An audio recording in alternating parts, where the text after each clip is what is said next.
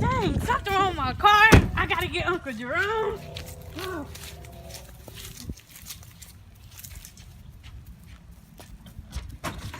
Uncle Jerome, my car running hot. Hold on, girl. Hold on. Let me call you right back, baby girl. What's going on with your car, baby girl? It's running hot. It's running hot? Yes. Hold on. Your car running hot, baby girl? Yes. Your car running hot? Yes. Your tires is low. That's why your car running hot, because your tires is low. No. Oh, okay. Baby girl, I'm gonna check out this car, baby girl, because your car running hot, and I don't like that, baby girl. Uh-huh. My baby girl car running hot. I don't like that. Hey, I'm Uncle Jerome. My car.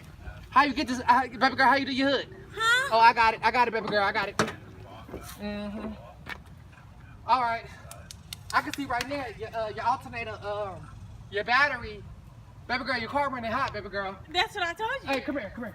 Look, that tire is low. That's why your car is running hot. No, that's not why my car is No, running hot. I'm telling you right now, that tire is low. That's why your car is running hot, baby girl. Okay, let me look up under the hood, baby girl.